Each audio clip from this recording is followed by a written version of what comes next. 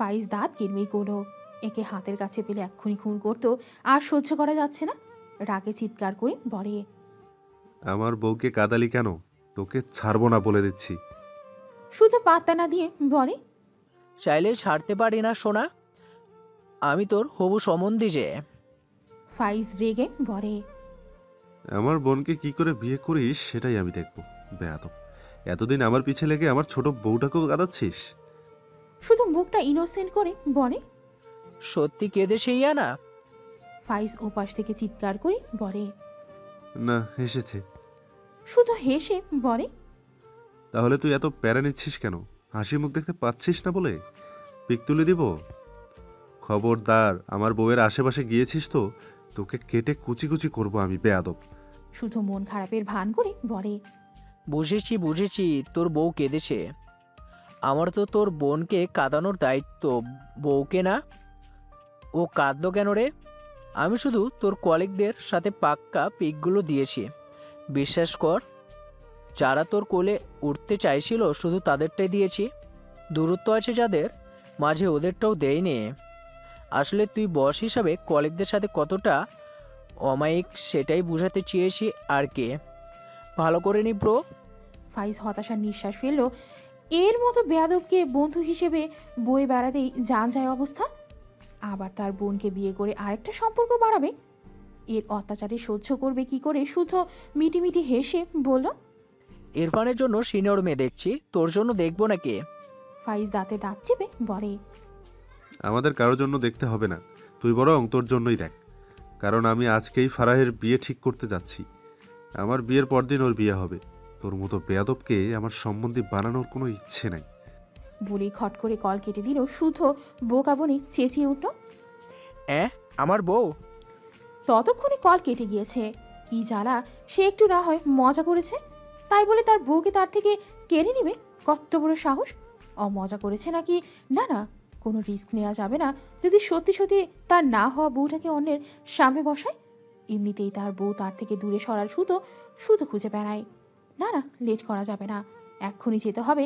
ভাবনা নিয়ে দ্রুত ঘর থেকে বেরোলে গায়ে এসে শক্ত কিছুর আঘাত লাগে। শুধু ভ্রু কুচকে ডান পাশ ফিরে তাকায়। ইনায়াকে রেগে তার দিকে তাকিয়ে থাকতে দেখে শুদ্ধ ভরকে যায়। ভাবনার মাঝে ইনায়া তার হাত থেকে আরেকটি জোতা শুদ্ধর দিকে ছুঁড়ে মারলে শুদ্ধ চোখ বড় বড় করে দ্রুত বসে পড়ে। হায় আল্লাহ, সবাই তার পিছে লেগেছে কেন? ইনায়া রেগে বলে, তোমাকে আমি ছাড়বো না শুদ্ধ ভাই। বলতে বলতে আরেকটি জুতো হাতে তুলে নিয়েছে। শুদ্ধ কোনো দিকে না তাকিয়ে এক দৌড়ে দরজার দিকে যায়। পেছন থেকে একটার পর একটা জুতো আসছে। শুদ্ধ চিল্লিয়ে বলে, ছি ছি ছি, বড় ভাইকে এসব কি দিয়ে আপ্যায়ন করছিস? ইনায়া রেগে বলে, তোমাকে এর চেয়েও জঘন্যভাবে আপ্যায়ন করা উচিত ছিল। আমার বিয়ে ভাঙতে চাও কেন তুমি? শুধু পিছু ফিরে একবার তাকালি দেখলো ইনায়া আবারও জুতো ছুঁড়ে মারছে। শুধু লাভ দিয়ে দুপা ডান দিকে যায়। মায়েরা খেয়ে ওঠে তার ঘরে যেতে চেয়েছিল, তার আগেই এই জুতো ছোড়াছুড়ির পাল্লায় বেচারা তবদা খেয়ে আছে। শুধু ইনোসেন্ট ফেস বানিয়ে মায়েরাকে বলে, মায়েরা, তোমার ননদিনীকে বোঝাও তো, আমি তার বড় ভাই। আমাকে উঠতে বসতে সালাম দেওয়া উচিত ওর। ইনায়া রেগে বলে, কোনো দিন দেব না সালাম। দরকার পড়লে রাস্তার কুকুরকে সালাম দেব, তাও তোমাকে না। মায়েরা একবার ইনায়াকে দেখছে, আরেকবার শুদ্ধকে দেখছে। শুধু কোনো রকমে দরজা খুলে দরজার কাছে দাঁড়িয়ে বলে, কি রে, আমার জুতো কই? ইনায়া দু হাতে দুটো জুতা ছুঁড়ে মারে শুদ্ধর দিকে। শুধু চিংড়ি মাছের মতো লাফ দিয়ে কয়েক পা পিছিয়ে যায়, একটুর জন্য লাগলো না। শেষমেশ বোনের হাতে জুতোর বাড়ি। দ্রুত জুতো দুটো পরে নিয়ে বাইরে বের হয়। একটু পর শুদ্ধ বাইরে থেকে উঁকি দিয়ে বলে, বিয়াদব বোন, তোর খবর আমি বাংলাদেশের সব নিউজে করব। ওপরে বড় বড় করে লিখে দিব, বিয়াদব আলী যে তার বড় ভাইকে ন্যূনতম সম্মান করে না, শালি পাপিষ্ট। ইনায়া রেগে পড়ে, তোমাকে সম্মান করলে আমি পাপিষ্ট হয়ে যাব, তখন ভালো মানুষরা কাঁদতে শুরু করবে পাপিষ্টকে সম্মান করার শোকে। শুধু চোখ বড় বড় করে, কত বড় বেয়াদব বোন, তাকে অপমান করছে।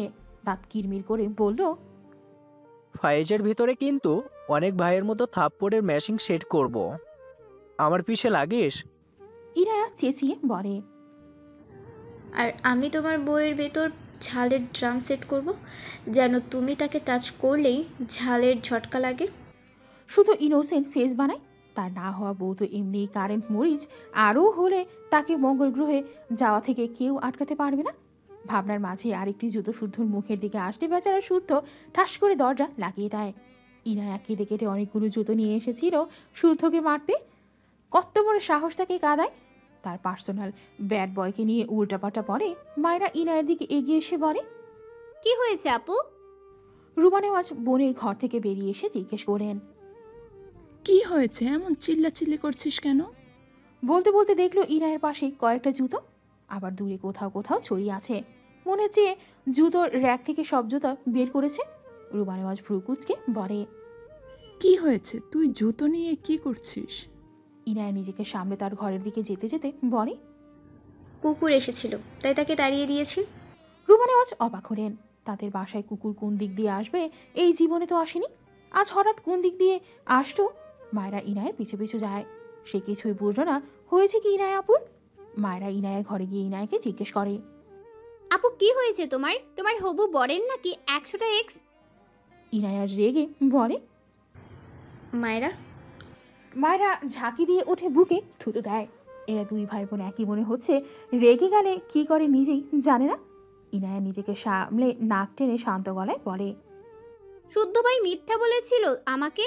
ভাইয়া এসে আমাকে বলেছে শুদ্ধ ভাইয়ের জন্য আমি তাকে ভুল বুঝে ব্লক করে দিয়েছি সবখান থেকে।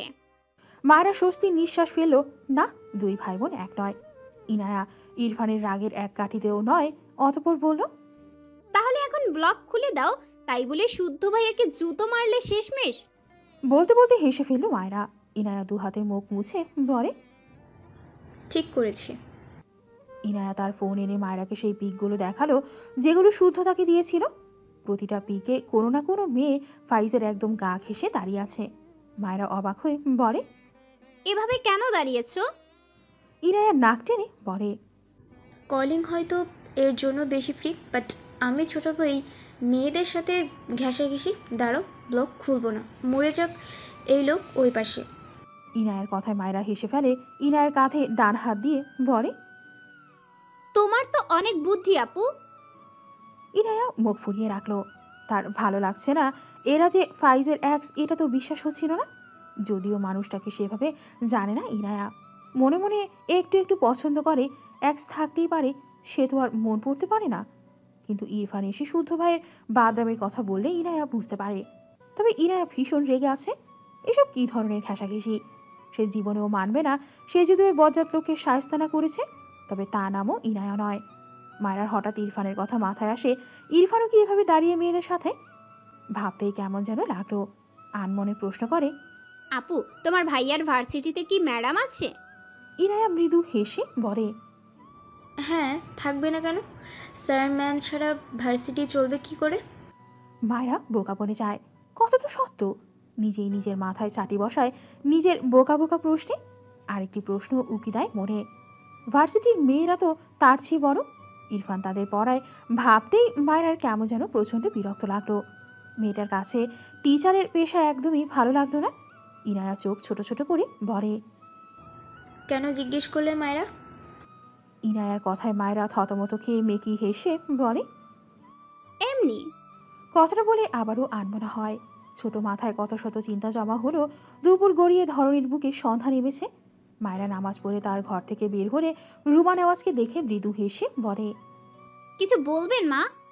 রুমা নেওয়াজ চুপ করে তাকিয়ে রইল মায়েরা দিকে। মেয়েটাকে সে একটু আধটু কটু কথা শুনিয়েছিল, তবে মায়েরা তার সাথে হেসে হেসেই কথা বলে যেন কিছুই হয়নি। রুমা নেওয়াজ গলা ছেড়ে হাতের শাড়ি এগিয়ে দিল। মায়েরা পিট পিট করে তাকায় শাড়ির পানে। লাল টুকটুকে একটা শাড়ি। রুমা নেওয়াজ মৃদু স্বরে বলেন, এটা পরে থাকবে, বাড়িতে অনেক মেহমান আসবে, তোমাকে দেখতে চাইবে, শাড়িটা পরে নিজেকে পরিপাটি করে নাও। মায়েরা বিনা বাক্যে শাশুড়ি থেকে শাড়ি নিল। পরতে পারবে? মায়েরা হেসে বলে, চেষ্টা করে দেখি। আমি এর আগে আপনাকে আর আম্মাজানকে পরিয়ে দিতে দেখেছি। রুমা নেওয়াজ ভ্রুকুচকে বলে, আম্মাজানকে? শুদ্ধ ভাইয়ের মা। রুমা নেওয়াজ কেমন করে যেন তাকালো মায়েরার দিকে। আম্মা যান, তবে কিছু বলল না। নিঃশব্দে তার ঘরের দিকে গেলে মায়েরা মৃদু হেসে তাকিয়ে রইল রুমা নেওয়াজের দিকে। শুনেছিল শাশুড়িরা নাকি আরেকটা মা হয়। তার তো একটা মাই নেই, আরেকটা মাও সেভাবে ভাবে না তার কথা। হঠাৎই ফিক করে হেসে দিল। মাঝে মাঝে কিছু অদ্ভুত ব্যাপারে কষ্ট পাওয়া দেখে নিজেরই হাসি পায়। ভাবনা রেখে খুশি মনে তার ঘরে গেল শাড়িটা নিয়ে। অনেক কসরত করে মায়েরা লাল শাড়িটা গায়ে জড়িয়েছে। অনেক ভালো না হলেও মোটামুটি ভালো হয়েছে, খারাপ লাগছে না। নিজে নিজে পরতে পেরে ভীষণ খুশি মায়েরা। অনেক সময় নিয়ে শাড়ি গায়ে জড়িয়েছে মেয়েটা। ইনায়ের বিয়ে উপলক্ষে ইরফানের সব কাজিন সহ তাদের বাবা মা এসেছে। সাহেল ইরফানের বড় ফুপির ছেলে, সিহাব ইরফানের ছোট ফুপির ছেলে, মিশকা তামান্না ইরফানের মামাতো বোন, রাতুল রিয়া ইরফানের চাচাতো ভাই বোন। এরা সবাই মিলে তার মা বাবাকে নিয়ে এসেছে। মায়েরা অসহায় চোখে চেয়ে আছে, কারণ তার গলায় গুনে গুনে 4টা চেন পরিয়ে দিয়েছে ইরফানের মামি। 2জন বড় ফুপি, 1জন কাকি, সবাই এক এক করে মায়েরাকে চেন পরিয়ে দিয়েছে। মায়েরা সবার মাঝে মধ্যমণি হয়ে বসে আছে। মেয়েটার কোনো কেন যেন ভীষণ অদ্ভুত লাগছে।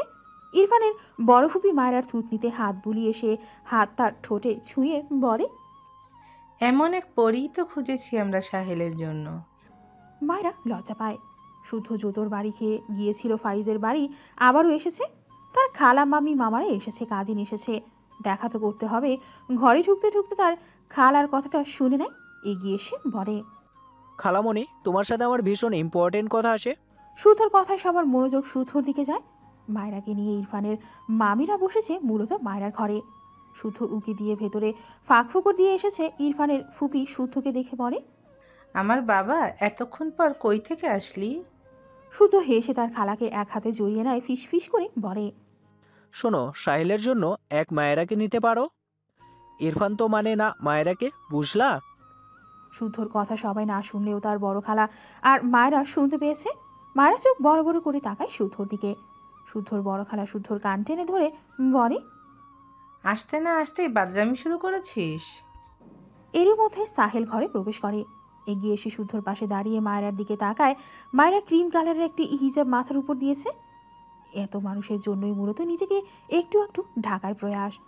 সাহেল গলা ছেড়ে মায়েরার দিকে থেকে চোখ সরিয়ে নেয়, তার মায়ের দিকে তাকিয়ে বলে, আম্মু, আমাকে একটা রুম দিতে পারো, ভীষণ টায়ার্ড আমি।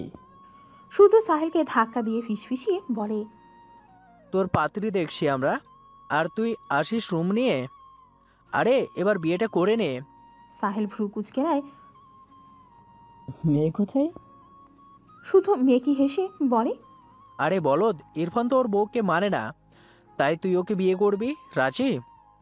সাহেল বিরক্ত চোখে তাকায় শুদ্ধর দিকে, রেগে বলে, এসে আমার হাতে থাপ্পড় খেতে না চাইলে বাজে বকা অফ কর। এমনিতেই অন্যকে ভেবে ওর জন্য দিলে ঘন্টা বেজে গিয়েছে, পরে দেখি ইরফানের বউ, দিল তো ভেঙচুরে শেষ। তুই আবার লবণ ছিটিয়ে দিতে আসছিস? শুধু মিটিমিটি হেসে বলে, আরে তোর দিল জোড়া লাগাতে এসেছি। এই ঘরে মায়েরা থাকে, ইরফানের ঘরে। এবার বস, তবে কেসটা কি বুঝলি কিছু? তাই বলছি তুই মায়েরাকে পটাতে নেমে পড়, যে কয়দিন আছিস পটিয়ে নে। সাহেল মাথা চুলকে বলে, এইসব কিভাবে করে? আমার দ্বারা তো হয় না। শুধু বিরক্ত হয়ে বলে, ইরফানের পাছার সাথে পাছা ঘষা দিয়ে এসে আমার কাছে টিপিস চাইছিস? যা ভাগ, নিরামিষের দল কোন হানের। সাহেল রেগে বলে, মুখের ভাষা ঠিক কর শালা। খবরদার, আমার কোনো পাতানো বোনের দিকে নজর দিয়েছিস তো? সাহেল মায়রার দিকে তাকালো।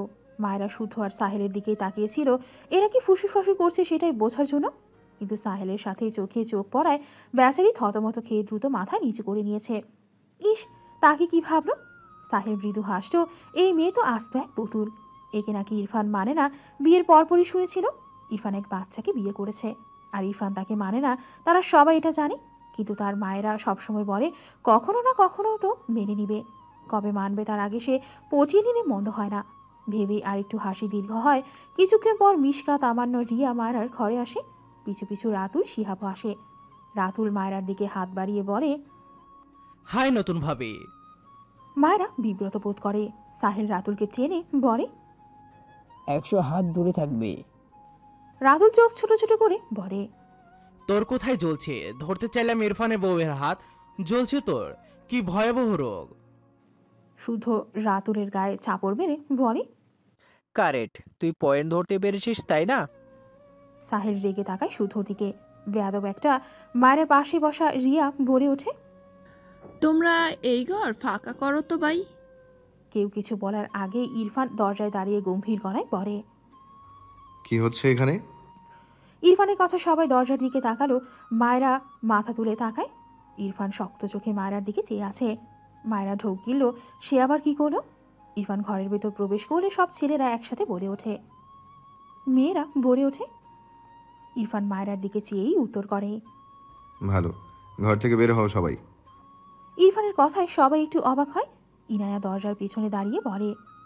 ভাইয়া সরে দাঁড়াও, ভেতরে যাবো। ইরফান শোনো না, বিরক্ত কণ্ঠে বলল। এই ঘর 1 সেকেন্ডের মাঝে ফাঁকা চাই। শুধু মিটিমিটি হাসছে। আর কেউ না বুঝলেও সে তো বুঝেছে ইরফানের কথা কেউ অমান্য করলো না। মন খারাপ করে সবাই বেরিয়ে গেল। সাহেল ভ্রু কুচকাল। শুদ্ধ যে বলল এটা মায়ের ঘর, তাহলে ইরফান কি করবে? ইরফানের পাশে দাঁড়িয়ে বলে।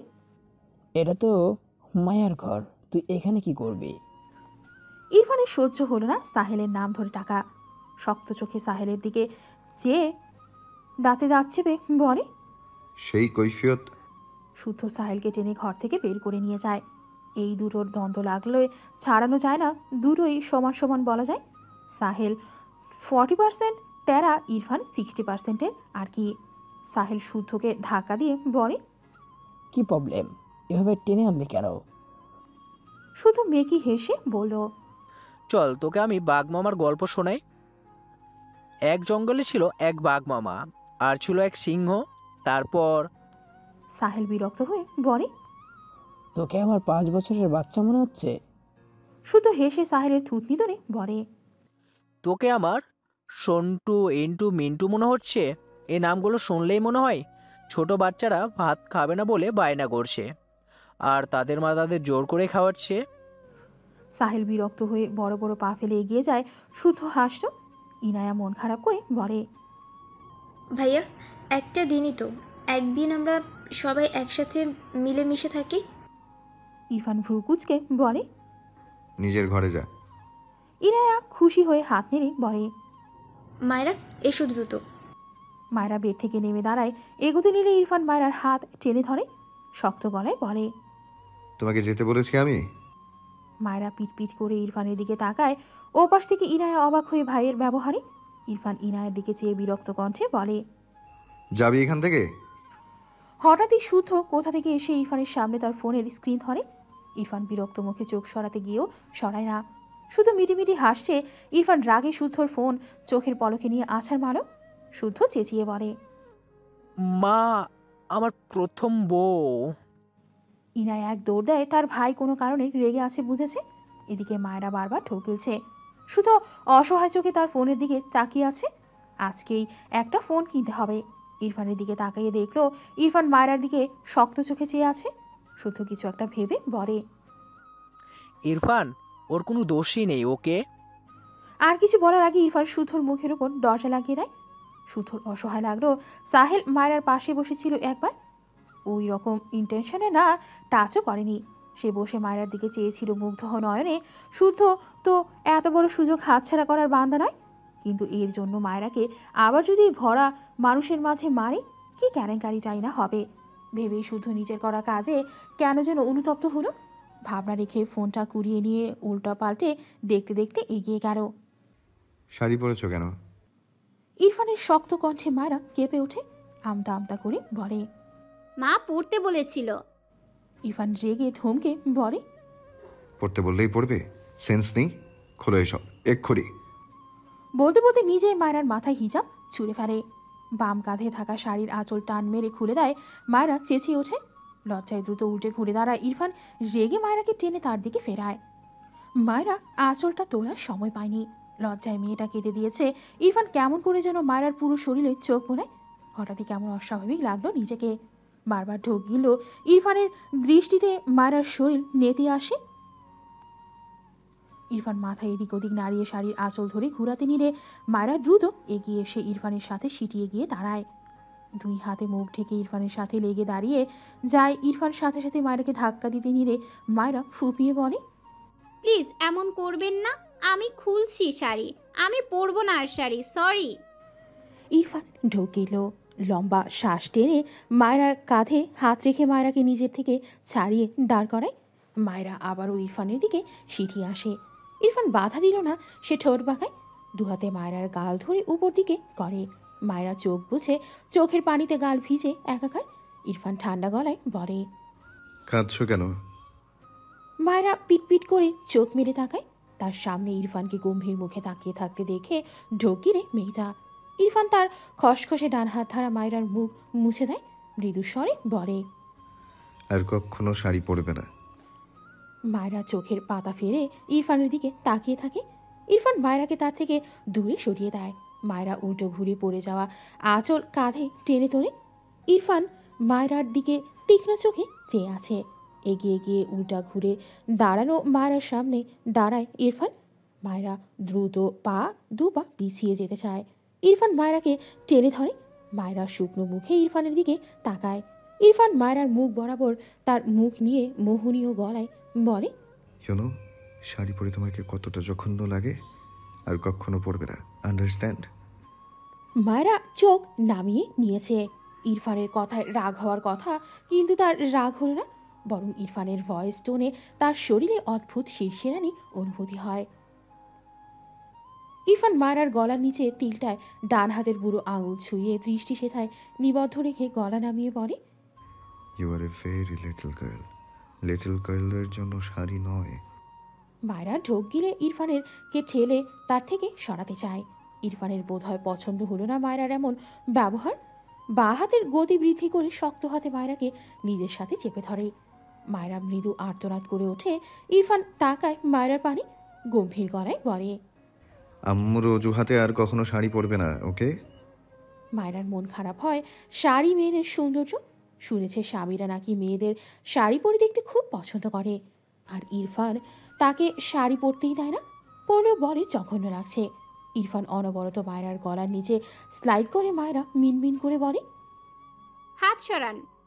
ইরফান মায়রার নত মুখপানে তাকায়। ইরফানের চোখ দুটো কেমন যেন লাল হয়ে গিয়েছে। মায়রা মাথা তুলে ইরফানের দিকে তাকালে দেখলো ইরফানের চোখ লাল। মায়রা ঢোক গিলে প্রশ্ন করে, আপনি কি অসুস্থ? ইরফান ছোট করে বললে। হুম। মায়রা তার গলায় ইরফানের স্লাইড করা হাতে বাঁ হাতে ধরে ফেলে, মিনমিন করে বলে, কি অসুখ আপনার? ইরফান মায়রার মুখপানে চোখ বুলিয়ে কণ্ঠে বিরক্তি ঢেলে বলে, শাড়ি পরেছো কেন, স্টুপিড?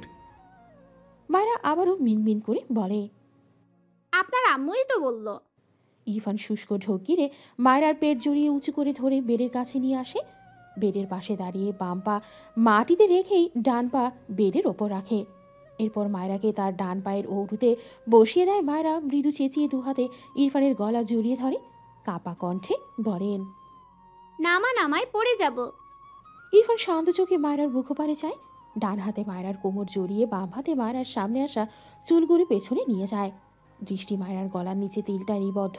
মায়রা ইরফানের দৃষ্টিতে এলোমেলো দৃষ্টি ফেলে, কাপা কণ্ঠে কিছু বলতে চায়। আপনি? বলতে পারে না। ইরফান তার আগে মায়রার গলায় মুখ গুজে দিয়েছে। মায়রার শরীর ঝাঁকে দিয়ে ওঠে। ইরফানের মায়ের উপর ঝুলিয়ে বসা দুহাতে ইরফানের জড়িয়ে ধরা গলায় হাতের বাঁধন ঢিল হয় আপনা আপনি। পড়ে যেতে নিলে ইরফান দুহাতে শক্ত করে মায়রার কোমর জড়িয়ে ধরে, লম্বা শ্বাস টানে। মায়রা কেঁপে ওঠে। ইরফান মুখ নামিয়ে মায়রার তিলটার উপর তার শুষ্ক ঠোঁটজোড়া রেখে বিড়বিড়িয়ে বলে, মাই বার্ড ফ্লাওয়ার। মায়রা ইরফানকে ঠেলে সরাতে চায়। ইরফান বোধহয় বিরক্ত হলেও তিলটার উপর বেশ অনেকটা শক্তি খাটিয়ে দাঁত বসায়। মায়রা মৃদু আর্তনাদ করে ওঠে। ইরফান ছেড়ে দেয়, তবে মুখ খোলে না। সেভাবেই বেশ কিছুক্ষণ থেকে ছোট্ট একটা শব্দহীন চুমুকে দেয় ক্ষতস্থানে। মায়রা বোধহয় বুঝলো হৃৎপিণ্ড লাফিয়ে বেরিয়ে আসবে বোধহয় মেয়েটার। ইরফান মাথা তুলে তাকায় মায়রার মুখপানে। মায়রা মাথা নিচু করে চোখ বোঝে। ইরফান গম্ভীর গলায় বলে, শাড়ি পরে আমায় অসুস্থ বানিয়ে বলো আমি অসুস্থ কিনা, স্টুপিড গার্ল। ইরফানের কথা মেয়েটার মাথার উপর দিয়ে গেল। সে শাড়ি পরে এলো, অসুস্থ হবে কেন? কি অদ্ভুত যুক্তিহীন কথাবার্তা। ইরফান মায়রাকে মেঝেতে দাঁড় করিয়ে দেয়। মায়রা পড়ে যেতে নিলেই ইরফান আগলে নেয় মায়রাকে। ঠোঁট বাঁকায় সামান্য, বাঁ হাতে মায়রাকে নিজের সাথে আগড়ে ধরে ডান হাতে কামড় দেওয়া স্থান স্পর্শ করে। একটুতেই কেমন লাল হয়ে গিয়েছে। ইরফান সূক্ষ্ম হাসত, মৃদু স্বরে বলে, it's a punishment for you. আরও ইচ্ছা আছে শাড়ি পরার? মায়রা ইরফানের থেকে দূরে সরে দাঁড়ায়, মাথা নিচু করে চুপ করে দাঁড়িয়ে থাকে। এলোমেলো শাড়ি পরিহিত মায়রাকে দেখে ইরফান বারবার ঢোক গিরে কপালে 2 আঙুলের সাহায্যে স্লাইড করে বিরক্তির নিঃশ্বাস ফেলে। অতঃপর মায়রার পানে চেয়ে গম্ভীর গলায় বলে, শাড়ি তুমি খুলবে না আমি খুলবো? মায়রা মাথা নিচু করে মিনমিন করে বলে, আপনি যান। ইরফান মায়রার দিকে এগিয়ে এসে গম্ভীর স্বরে বলে, নো, আই থিঙ্ক তুমি আমার দেওয়া পানিশমেন্ট লাইক করেছো, তাই এখনো দাঁড়িয়ে আছো। Am I right? কথাটা বলে মায়রার দিকে আরেকটু এগিয়ে গেলে মায়রার 2 হাত ইরফানের পেটে রেখে ঠেলে দেয়। মিনমিন করে বলে, খুলছি তো শাড়ি, আপনি যান প্লিজ। ইরফান গম্ভীর গলায় বলে। নো। মায়রা বুঝলো এই লোক যাবে না, তাকে ওয়াশরুমেই যেতে হবে, কি আর করে। ভাবনার মাঝে ইরফান গম্ভীর গলায় বলে, 5 মিনিটস টাইম, চেঞ্জ করো ফাস্ট। কথাটা বলে ব্যালকনিতে চলে যায়। মায়রা স্বস্তির নিঃশ্বাস ফেলে, দৌড়ে গিয়ে ব্যালকনির দরজা আটকে দেয় এপাশ থেকে। এরপর দরজা ঘেঁষে দাঁড়িয়ে থম মেরে কিছুক্ষণ দাঁড়িয়ে রইল। ডান হাতে ইরফানের কামড় দেয়া স্থানে হাত দিলে ব্যথা পায়, কেঁপে ওঠে কেমন, ঢোক গিলে নিজেকে শান্ত করে। একটা কালো জামা বের করে ফটাফট শাড়ি পাল্টে জামা পরে নেয় মায়রা। এর মাঝে খুব খুব করে বেশ কয়েকবার কাশল। ওপাশ থেকে ইরফান রেগে বলে, স্টুপিড, ওপেন দ্য ডোর। মায়রা ঢোক গিলে ওরা ছাড়াই দৌড়ে দরজা খুলতে গিয়ে আবারও পিছিয়ে আসে। ওরা খুঁজতে থাকে বাট খুঁজে পায় না, মুখটা অসহায় হয়ে আছে। ওপাশে ইরফান বিরক্ত হয়। মায়রা উপায় না পেয়ে শাড়ি গায়ের ওপর জড়িয়ে দ্রুত দরজা খুলে দেয়। ইরফান রেগে বলে, হোয়াটস ইউর প্রবলেম স্টুপিড? মায়রা 2 পা পিছিয়ে গিয়ে আমতা আমতা করে বলে, সরি। ইরফান দেখলো মায়রা নিজের গায়ে শাড়ি পেঁচিয়ে রেখেছে। বিরক্ত হলো, একে শাড়ি খুলতে বললো, আবারও সেই শাড়ি পেঁচিয়ে রেখেছে। ইরফান মায়রার কাছে ঘেঁষে দাঁড়িয়ে শাড়ি নিয়ে টান দিয়ে দিতে নিলে মায়রা উকি করে। ইরফান ভ্রু কুচকে তাকায়, মায়রা অনবরত কাশতে থাকে। ইরফান হতভম্ব হয়ে যায়। মায়রার গা 2 হাতে ধরে মায়রাকে মুখপানে তাকালে দেখলো কাশতে কাশতে মেয়েটার চোখ মুখ কেমন লাল হয়ে গিয়েছে। ইরফান বিচলিত কণ্ঠে বলে, কি প্রবলেম হচ্ছে তোমার? মায়রা ঠেলে ইরফানকে সরিয়ে দিতে চায়, কোনো রকমে হাঁসফাঁস করতে করতে বলে, আপনি সিগারেট খেয়েছেন, আমার বমি আসছে। উয়াক। ইরফানের মনে পড়ল মায়রার অ্যাজমার প্রবলেমের কথা। অনুতপ্ত স্বরে বলে, সরি লিটল গার্ল। মায়রা ইরফানের কথা শুনলই না, তার বমি আসছে। এই লোক মনে হয় সিগারেট গায়ে মাখিয়ে নিয়ে এসেছে। হঠাৎই হাঁসফাঁস করতে করতেই রেগে বলে, সরবেন আপনি? দেখছেন না আমার বমি পাচ্ছে, এসব সাইপাস খেয়ে ঘেঁষাঘেঁষি করছেন কেন? উফ। ইরফান ভ্রু কুচকালো। অ্যাজমা থাকলে নিঃশ্বাস নিতে কষ্ট হয়, এই মেয়ের বমি পাচ্ছে কেন? মায়রার চেঁচানোর রেগে বলে, স্টুপিড গার্ল, আমায় রাগ দেখালে থাপ্পড় দিয়ে সব দাঁত ফেলবো তোমার। মায়রা আবারও উকি করতে নিলে ইরফান মুহূর্তেই নরম গলায় বলে, সরি সরি, কোথায় কষ্ট হচ্ছে তোমার? মায়রা চোখ তুলে তাকায় ইরফানের দিকে। ইরফানকে ঠেলে এই লোকের গা ভর্তি সিগারেট। ইরফান কিছু একটা ভেবে নিজে মায়রার থেকে খানিকটা দূরে সরে গায়ের কোট ছুঁড়ে ফেলল। এরপর দ্রুত হাত চালিয়ে শার্টের বোতামগুলো খুলে শার্ট ছুঁড়ে মারল। এরপর মায়রার গাল ধরে মৃদু স্বরে বলে, এখনো প্রবলেম হচ্ছে? মায়রার নারী ভুঁড়ি সব উল্টে আসছে, কি জঘন্য গন্ধ। ইরফানকে ধাক্কা দিয়ে ইরফান মায়রাকে টেনে ধরে, চিন্তিত কণ্ঠে বলে, কি প্রবলেম হচ্ছে তোমার? Tell me stupid. মায়রা মুখ চেপে কাশে, কোনো রকমে বলে, ছাড়ুন, আমার বমি আসছে, বাথরুমে যাব আমি। ইরফান দ্রুত মায়রাকে কোলে তুলে ওয়াশরুমে নিয়ে গিয়ে বেসিনের সামনে দাঁড় করিয়ে দেয়। মায়রা কয়েক সেকেন্ডের মাঝেই গল গল করে বমি করে দেয়। পিছু দাঁড়িয়ে ইরফান দেখলো মায়রা বমি করছে। ভীষণ চিন্তিত হয় ছেলেটা। মায়রাকে আগলে ধরলে মায়রা ছ্যাত করে ওঠে, কিন্তু দুর্বল শরীরের জন্য নিজেকে ছাড়াতে পারল না। মায়রার কান্না পাচ্ছে, এমন উকি আসলে কি যে অসহ্য লাগে। ইরফান ডান হাত বাড়িয়ে মায়রার মুখ মুছে দেয়। মায়রা ঘাড় বাঁকিয়ে দুর্বল কণ্ঠে বলে, কি করছেন? ইরফান কিছু বলল না। ট্যাপ ছেড়ে নিজের হাত ধুয়ে মায়রার মুখে পানি দিয়ে দেয়। মায়রা ইরফানকে আটকে নিজেই বেসিনে ভালোভাবে মুখ ধুয়ে নিল। এখন একটু ভালো লাগছে।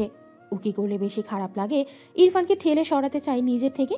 ইরফান বিরক্ত হয়ে বলে, কি প্রবলেম? রাগিও না আমায়। মায়েরা বিরক্ত হয়ে বলে, আমি ব্রাশ করব, সরুন। ইরফান ভ্রু কুচকে বলে। নো। ইরফানের মুখ থেকে আবারও সিগারেটের গন্ধে মায়েরা দু হাতে তার মুখ চেপে ধরে। ইরফান ভ্রু কুচকালো, নিজের ওপরই বিরক্ত লাগলো, এই বাচ্চার উপরও বিরক্ত লাগলো। সে কি এমন খেয়েছে, মানুষ বিষ খেয়েও এমন করে না? এই স্টুপিড সিগারেটের গন্ধে যেমন করছে। বেসিনের উপর চোখ বুলিয়ে মাউথওয়াশ খুঁজলো, না পেয়ে বিরক্ত হয়ে পড়ে। মাউথওয়াশ নেই তোমার? মায়েরা তার মুখ চেপে বোকা চোখে ইরফানের দিকে চেয়ে আছে। ইরফান বিরক্ত হয়ে মায়েরাকে ছেড়ে মায়েরার ছোট ব্রাশ তুলে নেয় হাতে। মায়েরা ভ্রু কুচকে চেয়ে আছে। ইরফান মায়েরার ব্রাশে পেস্ট লাগিয়ে নিজের মুখে নিলে মায়েরা চেঁচিয়ে ওঠে, আল্লাহ, এটা আমার ব্রাশ। কথাটা বলে ইরফানের হাত ধরে টানলে ইরফান মায়েরাকে বা হাতে চেপে ধরে দ্রুত মুখ থেকে গন্ধ বের করার জন্য কোনো রকমে একটু ব্রাশ করে মুখ ধুয়ে নেয়। মায়েরা চোখ বড় বড় করে চেয়ে আছে। ইরফান মুখ ধুয়ে মায়েরার দিকে তাকালে মায়েরার দৃষ্টি দেখে বলে, হোয়াট? মায়েরা অবুঝ গলায় বলে, ওটা আমার ব্রাশ ছিল। So what? মায়েরা কি বলবে বুঝতে পারছে না। ইরফান মায়েরাকে এইভাবে তাকিয়ে থাকতে দেখে ঠান্ডা গলায় বলে, সিগারেটের স্মেল সহ্য করতে শিখো। মায়েরা মুখ কুচকে বলে, পারবো না, ইয়াক। ইরফান মায়েরার দিকে শান্ত চোখে তাকায়। মায়েরা ঢোক গিরে। সে সিগারেটের গন্ধ সহ্য করতে পারে না বলে এটাও তার দোষ হয়ে গেল। ইরফান মায়েরার ভেজা ঠোঁট জোড়ায় দৃষ্টি নিবদ্ধ করে মৃদু স্বরে বলে, ইটস ওকে, মাউথওয়াশ করে নেব। মায়েরা বোকা চোখে ইরফানের দিকে চেয়ে থাকে। ইরফানের মুখ তার মুখের দিকে এগিয়ে আসতে দেখে মায়েরা দ্রুত দু হাতে তার মুখ চেপে ধরে। ইরফান বিরক্ত চোখে মায়েরার চোখের দিকে তাকালো। বিরক্তির নিঃশ্বাস ফেলে ধমকে বলে, সারা জীবন স্টুপিডই থাকবে? ইরফানের ধমক খেয়ে মায়েরা কেঁপে ওঠে। পিটপিট করে ইরফানের দিকে চেয়ে থাকে। ইরফান মায়েরাকে ছেড়ে ওয়াশরুম থেকে বেরিয়ে যায়। ইরফান বেরিয়ে গেলে মায়েরা স্বস্তির নিঃশ্বাস ফেলে। একটাই ব্রাশ ছিল তার, ব্রাশ করে বেসিনের মধ্যে ফেলে চলে গেল। কি অদ্ভুত! মায়েরা ভালোভাবে মুখ ধুয়ে ওয়াশরুম থেকে বেরিয়ে দেখলো ইরফান দাঁড়িয়ে ফোনে কথা বলছে। একটু পর কল কেটে দ্রুত শার্ট আর কোট গায়ে জড়ালো আবারও। মায়েরা এক কোণায় দাঁড়িয়ে চুপচাপ দেখলো ইরফানকে। ইরফান রেডি হয়ে দ্রুত ডোর খুলে বাইরে এক পা রেখেও আবার পিছু এসে বলে, এই ঘর থেকে এক পা বাইরে রাখলে পা কেটে ফেলবো। কথাটা বলে ঘর থেকে বেরিয়ে বাইরে থেকে দরজা লক করে দেয়। মায়েরা অসহায় মুখে বন্ধ দরজার দিকে চেয়ে থাকে। সে ভেবেছিল এই লোকটা চলে গেলে সে দৌড় দিবে। ছাদে অনেক সুন্দর করে সাজিয়েছে। মায়েরা বিকেলে একবার গিয়েছিল, ওখানে সবাই মেহেদি দেবে, সেও দিবে, কিন্তু কিভাবে? তাকে তো বন্দি করে রেখে গেল। কোথায় যাচ্ছিস? সাহেলের কথা ইরফান দাঁড়িয়ে গেল, পিছু ফিরে তাকালো না।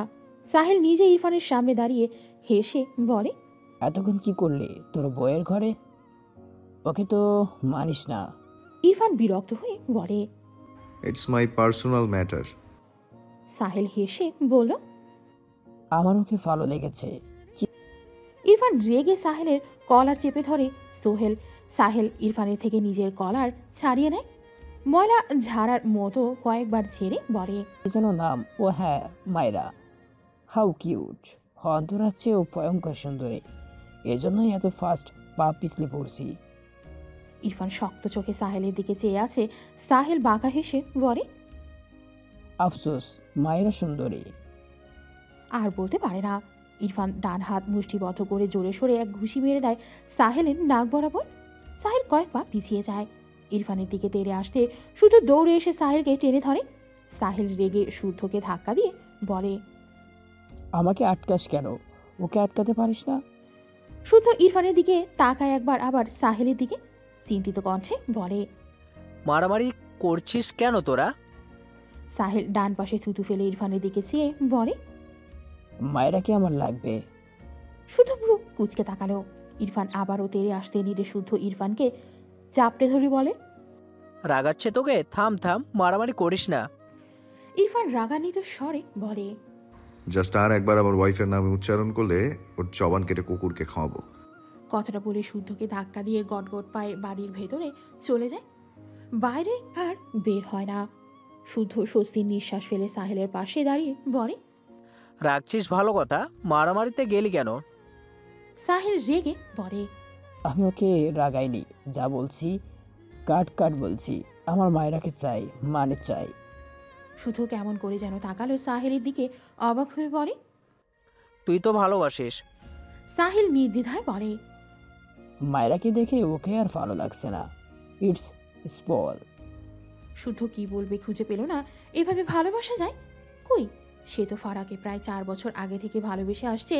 কখনো তো মনে হয়নি অন্য কেউ ফারার থেকে বেশি সুন্দর। বরং ফারাকেই ভিন্ন সময়ে ভিন্ন রকম সুন্দরভাবে আবিষ্কার করেছে। শুদ্ধর ভাবনার মাঝেই সাহেল বাঁকা হেসে বলে, ইরফানের স্বভাব আমার জিনিসের ভাগ বসানো। এই বাড়ি এসে মায়রাকে আমি পছন্দ করলাম, এখন শুনছি এটা ওর বউ। সে যাই হোক, ইরফান মন থেকে মেনেছে মায়রাকে, এজন্যই এখন ওই মেয়েকে আমার চাই, ব্যাস।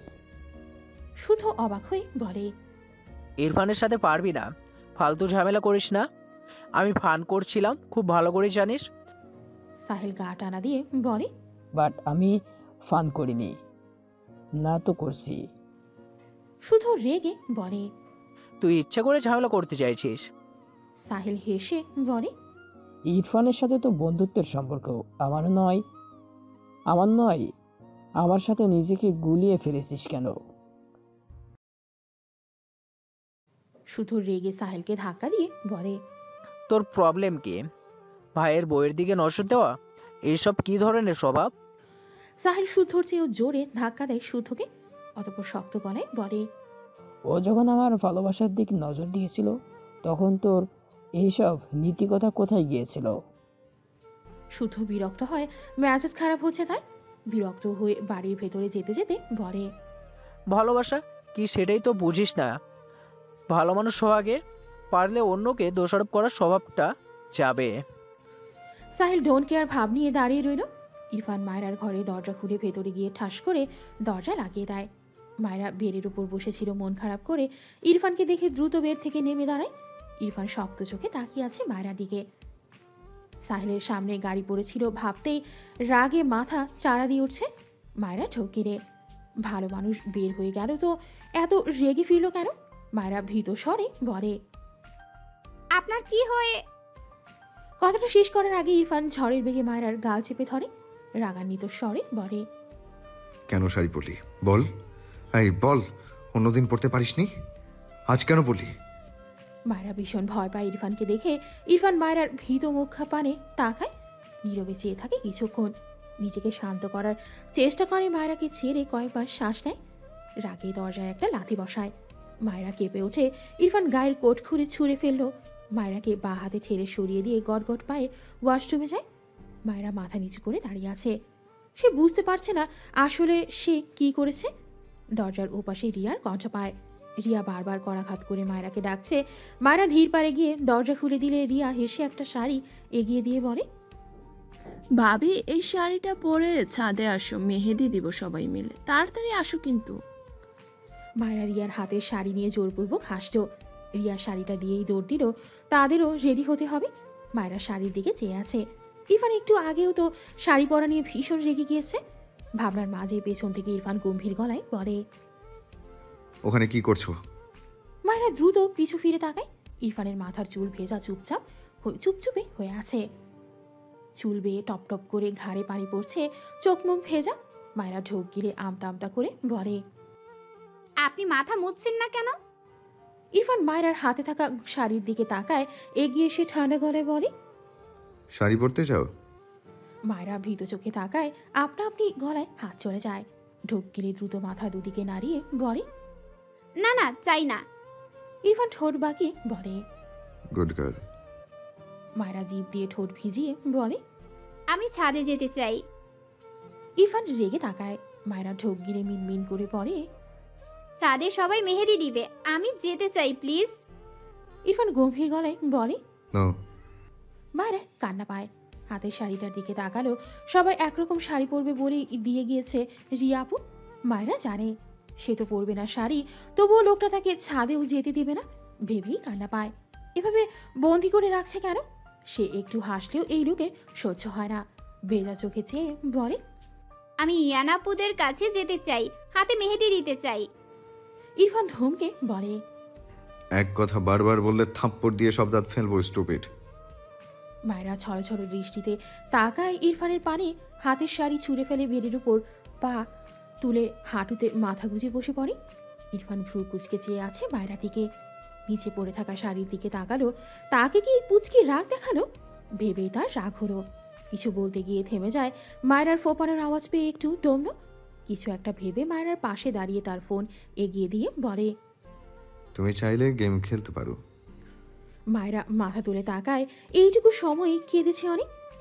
ইরফানের বাড়িয়ে রাখা ফোনের দিকে চেয়ে রেগে বলে, আমাকে আপনার 5 বছরের বাচ্চা মনে হয়? কথাটা বলে ইরফানের ফোন নিয়ে ছুঁড়ে ফেলে। ইরফান হতভম্ব। অবাক হয়ে মেঝেতে পড়ে থাকা তার ফোনের দিকে তাকায়। মায়রা নিজেও ঠোক গেলে কি করে ফেললো এটা? আজ তাকে কে বাঁচাতে আসবে ভেবেই গলা শুকিয়ে কাঠ হয়ে গেল। মায়রা ঢোক গিরে কান্না মাখা চোখে ইরফানের দিকে তাকায়। ইরফান শক্ত চোখে মায়রার দিকে তাকিয়ে আছে। মেয়েটার মুখ জুড়ে ভীতি জমা হয়। ইরফান মায়রার মুখাবয়বে দৃষ্টি বোলায়। মায়রা মেঝেতে পড়ে থাকা ফোনের দিকে তাকায়। ফোনের কোণে পার্ট খুলে যায়নি। মায়রা ইরফানের পাশ কেটে ধীর পায়ে মেঝে থেকে ফোনটা তুলে নেয় হাতে। ইরফান চুপচাপ দেখছে মায়রার কর্মকাণ্ড। মায়রা ভয়ে ভয়ে ইরফানের সামনে এসে দাঁড়ায়। কাপা হাতে ফোনটা বাড়িয়ে দিয়ে কাপা কণ্ঠে বলে, সরি। ইরফান নীরবে চেয়ে আছে মায়রার কাপা হাতের দিকে। কিছু না বলে চুপ করে মায়রার হাত থেকে ফোনটা নিয়ে বেডের উপর রাখে। মায়রা মাথা নিচু করে দাঁড়িয়ে আছে। ইরফান গম্ভীর গলায় বলে, it's valueless, so don't panic. Myra কিছু বলে না। ইরফান আবারও বলে, ভয় পাও আবার তাকেই রাগ দেখাও, ইন্টারেস্টিং। মায়রা উসখুস করে। ইরফান ঠোঁট বাঁকিয়ে বলে, ঘুমাও। মায়রা মাথা তুলে তাকায়, মিনমিন করে বলে, একবার ছাদে যাই প্লিজ। ইরফান হঠাৎই মায়রাকে জাপটে নিয়ে বিছানায় শুয়ে পড়ে। মায়রা চোখ বড় বড় করে তাকায়, ছটফট করে বলে, কি করছেন? ছাড়ুন আমায়। ইরফান দু হাতে মায়রাকে তার সাথে চেপে ধরে। তার দু পায়ের মাঝে মায়রার দু পা রেখে মায়রার গলায় মুখ গুজে দেয়। মায়রা কেঁপে ওঠে। ইরফানের ভেজা মাথা থেকে টুপ টুপ করে পানি ঘুরিয়ে পড়ে। মায়রা বলতে গেলে ইরফানের নিচে পড়ে আছে। ইরফান মৃদু স্বরে বলে, ইউনো, আজ সারাদিন ভীষণ ছোটাছুটি করেছি। I need to sleep, don't disturb me. Myra ঢোক গিলে চোখ বুঝে নেয়। ইরফান দীর্ঘশ্বাস টানে।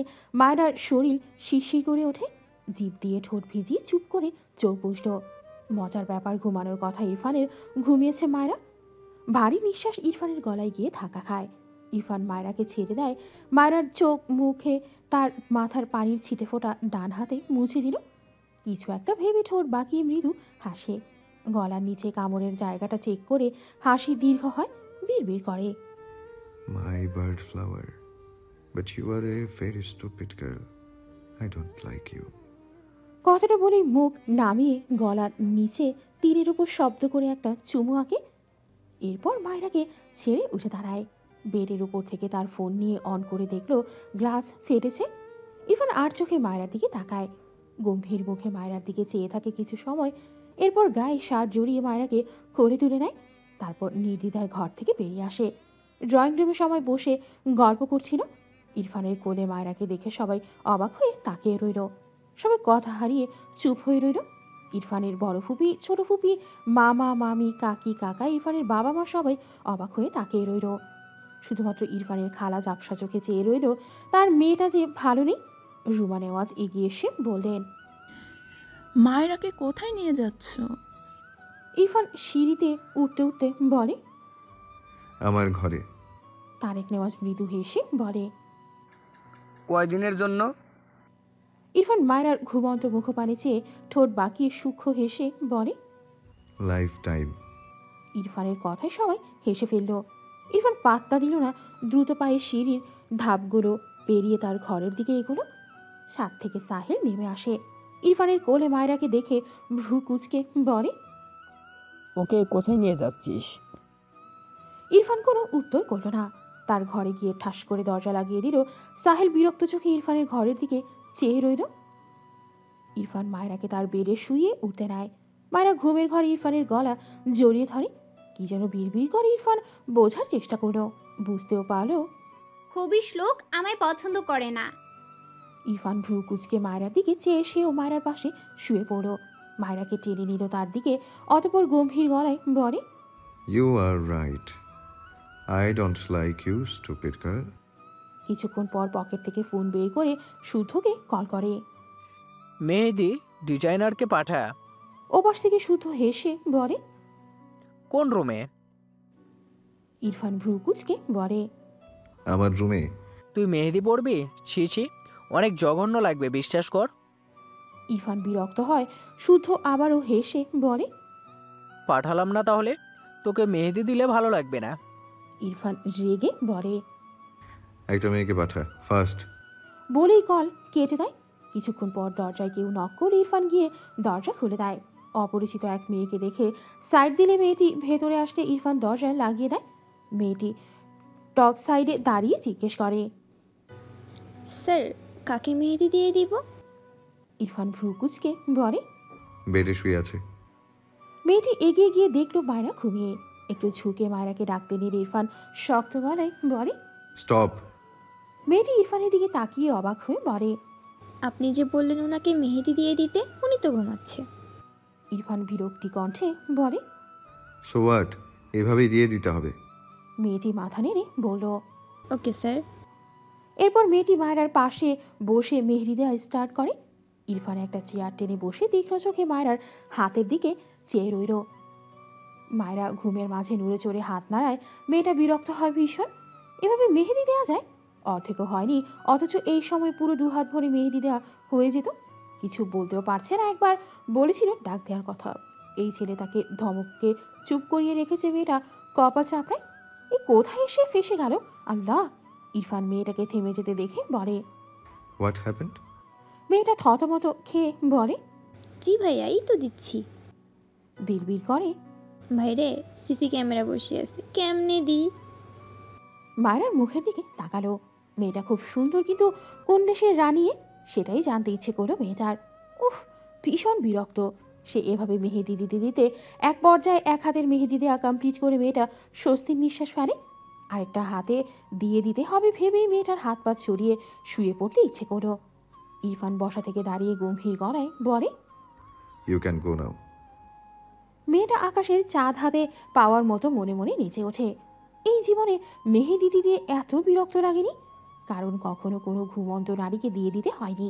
দ্রুত বেড থেকে নেমে মেয়েটা বেরিয়ে যেতে নিলে ইরফান গম্ভীর স্বরে বলে, আমার একটা মেহেদি লাগবে। মেয়েটা পিছু ফিরে ইরফানের দিকে তাকায়। মায়রাকে দিয়ে দেয়া হাতের মেহেদিটাই ইরফানের দিকে বাড়িয়ে দিল। ইরফান নিঃশব্দে মেহেদি নিয়ে নেয় মেয়েটার থেকে। মেয়েটি বেরিয়ে গেলে ইরফান দরজা আটকে মায়রার পাশে বসে। এরপর মায়রা ডান হাত তীক্ষ্ণ চোখে পরখ করে হাতে মেহেদি তুলে নেয়। খুব মনোযোগ সহকারে মায়রার ডান হাতে মেহেদি দেওয়া স্টার্ট করে। কিছুক্ষণ পর মায়রা ঘুমের মাঝে ইরফানের দিকে হেলে বা হাত তুলে ঠাস করে একদম ইরফানের বুকে ফেলে। ইরফান ভ্রু কুচকে তাকালো। হাতের মেহেদি রেখে মায়রার হাত তার বুক থেকে সরালো। মায়রার হাত চেক করে দেখলো হালকা ছড়িয়ে গিয়েছে। মাথা নিচু করে তার বুকে তাকালো। ফর্সা বুকের মাঝ বরাবর অনেকটা মেহেদি লেগে গিয়েছে। ইরফান মায়রার বাম হাত ধরে বসে থাকলো। শুকিয়ে গেলে ডান হাতে দিয়ে দেয়। এভাবে হাতের উল্টো পিঠেও দিয়ে দেয়। বাম হাতের উল্টো পিঠে দিয়ে দেয়। পরদিন মায়রা ঘুম থেকে উঠে সর্বপ্রথম অবাক হয়েছে ইরফানের ঘরে নিজেকে আবিষ্কার করে। এরপর 2 হাত ভর্তি মেহেদি দেখে মেয়েটা আরও অবাক হয়। ইরফানকে খুঁজে পায় না। ইনায়াকে জিজ্ঞেস করে বলে, মেহেদি ডিজাইনার এক আপু এসে আমার হাতে দিয়ে গিয়েছিল, কিন্তু মায়রার 3 পাশে এরকম আর বাম হাতের তলায় অন্যরকম লাগে মেহেদি দেওয়ার ধরন। একজনই দিয়ে এলে এমন তফাৎ হবে কেন? যদিও সবগুলি খুব সুন্দর হয়েছে। মায়রা ভীষণ খুশি। ভেবেছিল মেহেদি দিতে পারবে না, কিন্তু লোকটা অতটাও খারাপ না, ভালোই। কিন্তু তার ঘর থেকে এই ঘরে কেন এনেছে তাকে? খুঁজেও পায় না লোকটাকে। বিকেল গড়িয়ে সন্ধ্যা নেমেছে। মায়রা আজ সারাদিন মোটামুটি ইনায়াদের সাথেই ছিল। একদম শান্তিতে ছিল। ইরফানকে একবারের জন্যও দেখেনি, থাকলেও নিশ্চয়ই তাকে আবারও বন্দি করে রাখত। মায়রা জামা পরে ইনায়ার ঘরে যাচ্ছিল। তখন ইরফানের ছোট পুপি মায়রার সামনে এসে দাঁড়ায়। মিষ্টি হেসে বলে, আম্মু তুমি শাড়ি পরোনি যে? মায়রা ঢোক গেল। শাড়ি পরে ইরফান যদি হঠাৎ চলে আসে আর তার সাথে উল্টাপাল্টা শুরু করে দেয়, মৃদু হেসে বলল, ফুপি জামাতেই ভালো লাগছে। পাশ থেকে ইরফানের কাকি দাঁড়িয়ে বলে। ইরফানের ছোট পুপি তার ভাই বউকে চুপ করিয়ে বলল, তুমি শাড়ি পরতে পারো না? মায়েরা ইরফানের কাকির কথায় মাথা নিচু করে নিল। ফুপির কথায় মাথা তুলে বলে, জি পারি। তাহলে শাড়ি পরে এসে যাও। মায়েরা উপায় না পেয়ে সম্মতি জানিয়ে তার ঘরে গিয়ে হলুদ শাড়ি পরে নেয়। এরপর ঘর থেকে বেরিয়ে ইনায়ের ঘরে না গিয়ে একেবারে ছাদে যায়। ছাদেই সবাই আছে, মায়েরার মনটা ফুরফুরে লাগছে। সবার মতো একরকম শাড়ি পরতে পেরেছে ভেবে ছাদে গিয়ে দেখলো ইনায়াকে স্টেজের মাঝখানে বসিয়ে চারপাশে তার কাজিনেরা ঘিরে রেখেছে। মায়েরা স্বভাবস্বরূপ এক দৌড়ে গিয়ে ডাকে, ইয়ানা আপু। ইনায়া হেসে হাত বাড়িয়ে বলে, এই ম্যাডাম, তুমি আমার থেকে দূরে দূরে থাকছো কেন? আজ ঘুমানোর আগ পর্যন্ত আমার পাশ থেকে নড়াচড়া করলে খবর আছে তোমার। রিয়া হেসে বলে, ভাবি তোমার জামাই আজ শাড়ি পরতে দিল? মায়েরা আমতা আমতা করে বলে। সে নেই। মিশকা মায়েরাকে পাশ থেকে জড়িয়ে ধরে বলল। তামান্না বলে ওঠে, আসলে আমাদের নির্মিষ ভাইয়ের মাঝে তো আমিষ নেই, আর মেয়েরা কি নির্মিষ বরকে চায়, তাই ভাই ভয় পায় কোনো আমিষ মানুষ যদি তার পুতুল বউকে নিয়ে ভেগে যায়। তামান্নার কথায় সবাই জোরে হাসল। ইনায়া বলে ওঠে, আপু, তোমরা সবাই চুপ করো, আমার বোনকে আর লজ্জা দিও না তো। মায়েরা অসহায় মুখ করে ইনায়ার দিকে চেয়ে রইল। রিয়া মায়েরার অপর পাশে দাঁড়িয়ে বলে, তোমার হিজাব পরাটা অনেক সুন্দর হয় ভাবি, কালকে আমাকে তুমি হিজাব বেঁধে দিবে, ওকে? মায়েরা মৃদু হেসে বলে। আচ্ছা আপু। মিশকা মায়েরার হাত উল্টে পাল্টে দেখে বলে। মায়েরা মিনমিন করে বলে, আমি তো ঘুমিয়েছিলাম, জানি না, তাছাড়া আমি মেহেদি দিতে পারি না। তামান্না বলে ওঠে, আর ইরফান ভাই তো আরেকটির হাত বলো, ভাই দিয়ে দিয়েছে হয়তো। সবাই মাথা নাড়ালো, হতে পারে। মায়েরা অবাক হয়ে তার হাতের দিকে চেয়ে থাকে। ওই লোক দিয়ে দিয়েছে, কিভাবে সম্ভব? ভাবনার মাঝে ইনায়া বলে ওঠে, আরে তোমরা ভুল ভাবছো, ভাইয়া জীবনও দিয়ে দেবে না। এই বিরক্তিক কাজ ভাইয়া বসে বসে করবে, তোমাদের তাই মনে হয়? ইনায়ের কথাও ফেলে দেওয়ার মতো না। মায়েরা জাহারাকে না দেখে বলে, জাহারা আপু কোথায়? মিশকা বলে ওঠে। ইনায়া আর মায়েরা কিছু বলল না, মন খারাপ হয়ে তাদের জাহারার জন্য। হঠাৎই কোথা থেকে যেন রাতুল আর শিহাব এসে দাঁড়ায়। রাতুল বলে, গাইস তোমরা কি করছো? সবাই চিল্লিয়ে বলে ওঠে। রাতুল পাত্তা না দিয়ে একটা চেয়ারে আয়েশ করে বসে বলে, ইরফান ভাইয়ের বউ, আমাদের ভাবি একখান গান শোনাও তো। মায়েরা বিব্রত বোধ করে, সাথে সাথেই বলে ওঠে, আমি তো গান পারি না। রাতুল চেঁচিয়ে বলে, ডাহা মিথ্যা কথা, সবাই গান পারে। বাথরুম সিঙ্গার হলে ও সবার মাঝে সিঙ্গারেরই প্রতিভা আছে। তামান্না বলে ওঠে, ভাইয়া তাহলে আপনি একটা গান শোনান, পাশেই মাইক আছে। রাতুল ভাব নিয়ে উঠে দাঁড়ালো, শিহাবের কাঁধে হাত রেখে বলে। সবাই একসাথে বলে উঠল। মিশকা মুখ বাঁকিয়ে বলে। রাতুল চোখ ছোট ছোট করে তাকিয়ে বলে, ঝগড়ুটা মাইয়া। মিশকা রেগে তাকায় রাতুলের দিকে। রাতুল পাত্তা দিল না। মায়েরা হেসে বলে, বাথরুমের সিঙ্গার হয়েও গান গাইলেও প্রবলেম নেই ভাইয়া, আমরা সব হজম করার ক্ষমতা রাখি। রাতুলের শার্টের কলার তুলে যেতে যেতে বলে, নতুন ভাবির আবদার ফেললাম না, গাইস তোমরা সবাই প্রস্তুত হয়ে যাও। রাতুল পাশে গিয়ে হাতে হ্যান্ড মাইক তুলে নেয়। এখানে আপাতত ইরফানের কাজিন ছাড়াও আরও অনেকেই আছে। রাতুল গলা ছেড়ে বলে, এই গান উৎসর্গ করছি মিশকাকে। সবাই হাততালি দিল। রাতুল বাঁকা হেসে গাইতে শুরু করলো, মিশকা চলেছে একা পথে, সঙ্গী হলে দোষ কি তাতে, রাগ করে না কুসরি গো, রাগলে তোমায় লাগে আরো কালো। মিশকা চলেছে একা পথে, সঙ্গী হলে দোষ কি তাতে, হার মেনেছে রাতের কালো, রাগলে তোমায় লাগে আরো কালো। রাতুলের গান শুনে সবাই হাসতে হাসতে একে অপরের গায়ে ঢলে পড়ছে। রাতুল নিজেও মুখের সামনে থেকে মাইক সরিয়ে হেসে ফেলেছে। মিশকা আগুন চোখে রাতুলের দিকে চেয়ে আছে। মায়েরা পেট চেপে হাসতে হাসতে কোনো রকমে বলে, হায় আল্লাহ, আমার পেট ব্যথা করছে, এটা কি ছিল? সবার একই অবস্থা। মিশকা চিৎকার করে ওঠে। মিশকার চিৎকারে সবাই একটু দমল। মিশকা ধূপধাপ পা ফেলে নিচে নামতে গেলে মায়েরা দৌড়ে গিয়ে মিশকাকে ধরে ফেলে। কোনো রকমে হাসি থামিয়ে বলে, আপু তুমি চলে গেলে ভালো লাগবে না, প্লিজ যেও না। মিশকা দাঁত কিরমির করে সামনে দাঁড়ানো রাতুলের দিকে চেয়ে আছে। ইরফান ভাইয়ের এই চাচাতো ভাইকে তো সে দেখে নেবে, কত বড় সাহস তাকে নিয়ে মজা করে।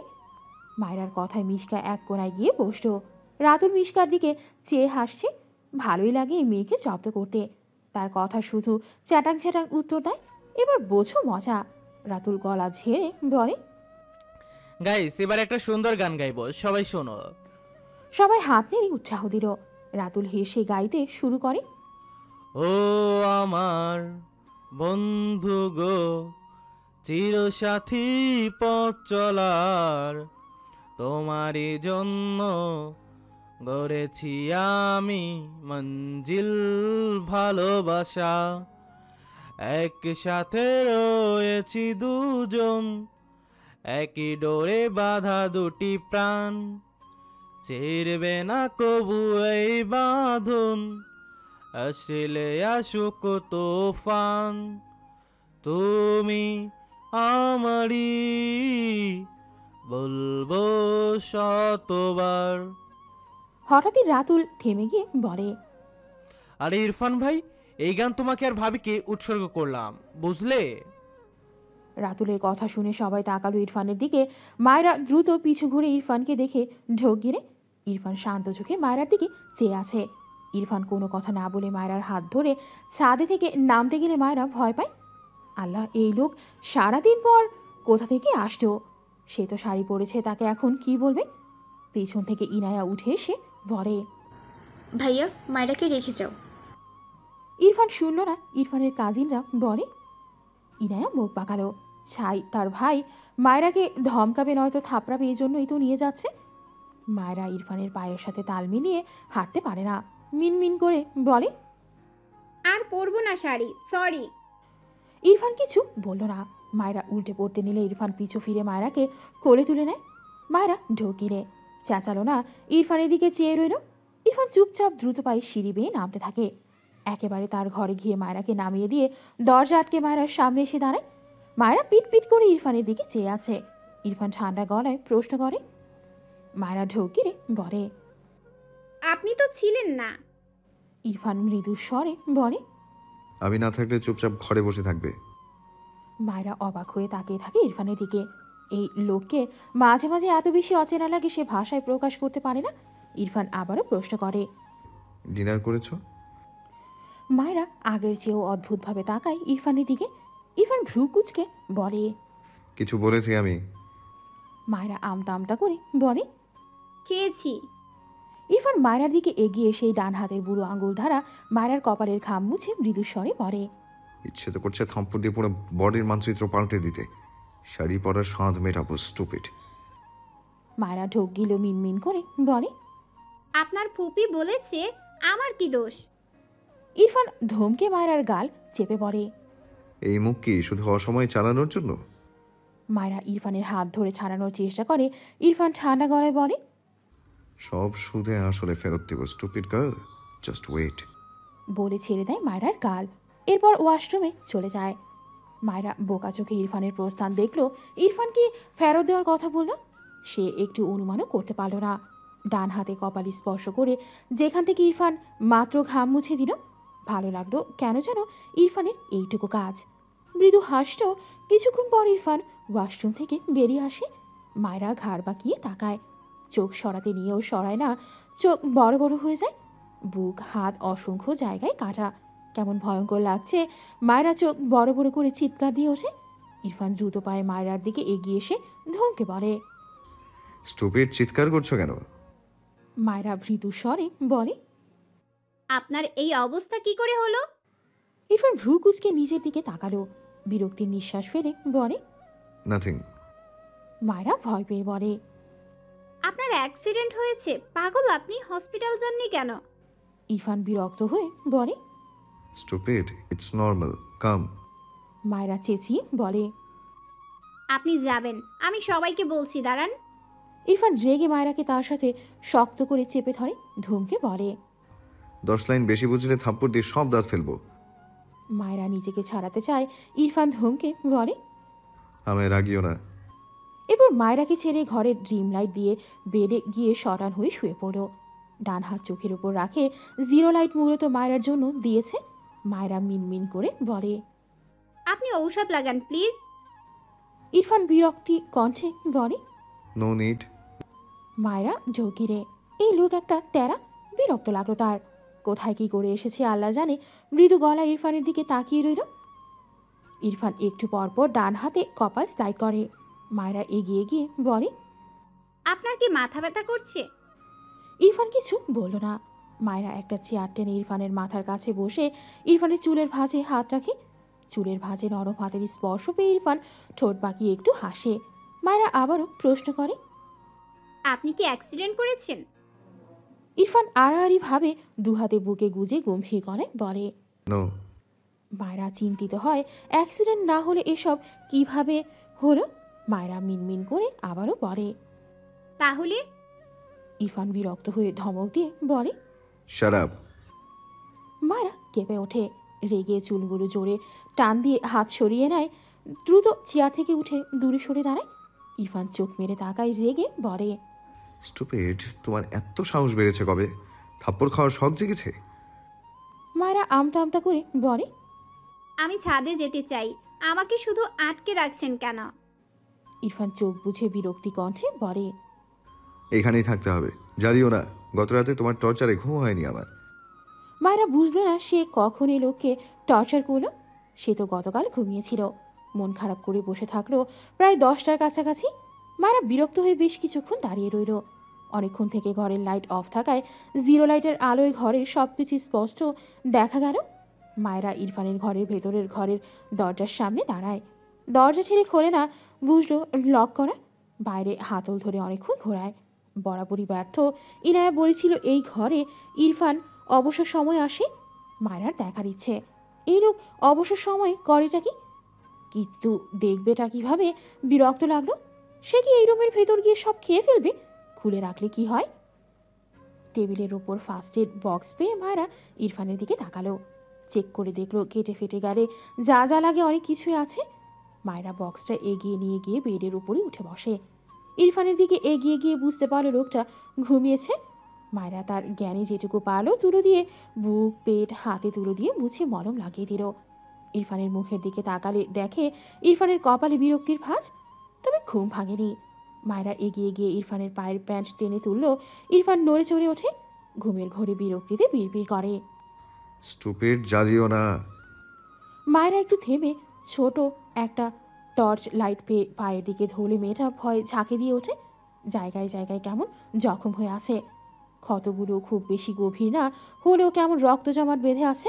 মায়রার খুবই খারাপ লাগলো। সে আলতো হাতে সাবধানে মলম লাগিয়ে দেয়। বিরক্ত হয় এই লোকটার এত কেয়ারলেস কেন। মলম লাগানো শেষ হলে ইরফানের মাথার কাছে বসে ইরফানের মুখের দিকে অনেকক্ষণ চেয়ে থাকে। যদিও মুখের আদল অতটাও স্পষ্ট নয় ঝাপসা আলোয়, তবে যেটুকু দেখা যায় তাতেই চেয়ে রইল। হাসি ফুটে উঠল মেয়েটার মুখের কোণে। মায়রা ইরফানের ঘর থেকে বেরিয়ে ইনায়ার ঘরে গিয়েছে। সবাই ছাদ থেকে নেমে এসে সেই ঘরেই গিয়েছে। মায়রা মূলত আজ ইরফান ঘুমানোর পর ইরফানের দরজা কিভাবে যেন খুলতে সফল হয়েছে। মেয়েটা তো খুশিতে এক প্রকার লাফিয়ে ইনায়ার ঘরে আসে। তার মাথায় একটা দারুণ বুদ্ধি এসেছে ভেবেই হাসি পাচ্ছে। ইনায়ার ঘরে যাওয়ার আগে তার ফোন নিতে বলেনি। ইনায়ার ঘরে মিশকা, রিয়া, তামান্না বসে গল্প করছিল।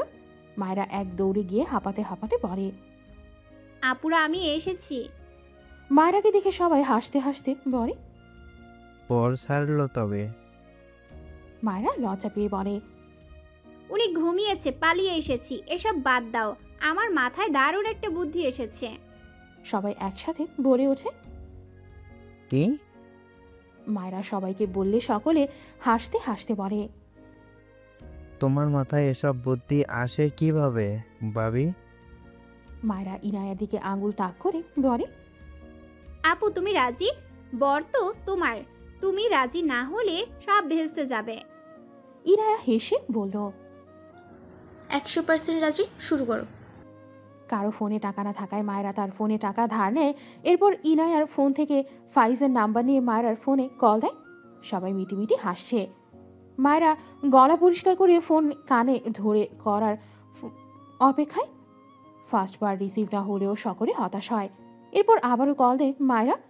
সেকেন্ডবার কল রিসিভ হয়। মায়রা মুখ চেপে হাসি আটকায়, এরপর স্বাভাবিক হয়ে বলে, হ্যালো জান। ওপাশে ফাইজ ব্যালকনিতে দাঁড়িয়ে। আগামীকাল বিয়ে, ইনায়া তাকে ব্লক করে রেখেছে। এক বিয়ের এক্সাইটমেন্ট, আরেক ইনায়ার এমন বিহেভিয়ার, এ বেচারার একদম করুণ অবস্থা। শুদ্ধ ফাইজের পাশেই দাঁড়িয়ে। সে আজ ফাইজের সাথে থাকছে, বন্ধু হয়ে ভাইয়ের প্রক্সি দিচ্ছে, বরযাত্রী হয়ে যাবে বলে। এদিকে ফাইজ কানে ফোন নিয়ে তবদা খেয়ে চেয়ে আছে। ওপাশ থেকে মায়রা আবারও বলে, হ্যালো জান প্রাণ, কথা বলছো না কেন? ফাইজ খুব খুব করে কেসে ওঠে। ওপাশে মায়রার পাশে এক একটা বিছানায় বসে মুখ চেপে হাসছে। শুদ্ধ পাশ থেকে বলে, কথা না বলে এমন কাঁপছিস কেন? কথাটা বলে ফাইজের থেকে ফোন নিয়ে লাউডে দেয়। মায়রা আবারও বলে, জান প্লিজ কথা বলো। তুমি আমাকে কিভাবে ভুলে যেতে পারো? তুমি কি করে অন্য কাউকে বিয়ে করে নিচ্ছ জান? আমি তোমাকে কত ভালোবাসি জান। প্লিজ তুমি আমাকে বিয়ে করো, ওসব ইয়ানা ফিয়ানাকে আউট করে দাও। শুদ্ধ নিজেও কেসে উঠল মায়রার কথা শুনে। নাম্বারটা চেক করে ভ্রু কুচকালো, পকেট থেকে ফোন বের করে কিছু একটা দেখে চোখ বড় বড় করে তাকালো। গলা শুনেই তার চেনা চেনা লেগেছে। নাম্বার থেকে শিওর হলো এটা মায়রা। কি বিচ্ছু ভাবা যায়, শব্দ করে বলে ওঠে, ও মাই গড। ফাইজ বলে ওঠে, কি? শুধু বলতে গিয়েও থেমে যায়। পেট ফেটে হাসি পাচ্ছে তার, নিজেকে সামলানো। মায়রার সঙ্গ দেয়াই যায় একটু, অতপর বলে উঠল, তোর সত্যি এক্স ছিল ফায়েজ? ছি ছি ছি, আমার বোনটাকেও এবার ঠকাতে পারলে? ফাইজ হা করে চেয়ে আছে শুদ্ধর দিকে, রেগে পড়ে, আরে তুই কার কথা বিলিভ করছিস? একে আমি চিনি না। শুদ্ধ ফাইজের হাতে ফোন ধরিয়ে দিয়ে রুমের ভেতর যেতে যেতে বলে, এসব কি হচ্ছে? আমার বোনটার কপাল পড়লো। কথাটা বলে ঘরে গিয়ে ফিক করে হেসে দেয় শুদ্ধ। ওরে আল্লাহ, এই মায়রা একখান জিনিস। ওপাশ থেকে মায়রা আবারও বলে, হ্যালো জান, তোমাকে ছাড়া আমার ঘুম আসে না জান। তোমার কণ্ঠ না শুনলে আমি কানে কম শুনি জান। তুমি অন্য কাউকে বিয়ে করছো ভেবে আমি খেতে পারছি না। হ্যালো প্রাণ। ফাইজ রাগে চিৎকার করে বলে, কোন বেয়াদব ছেমরি রে!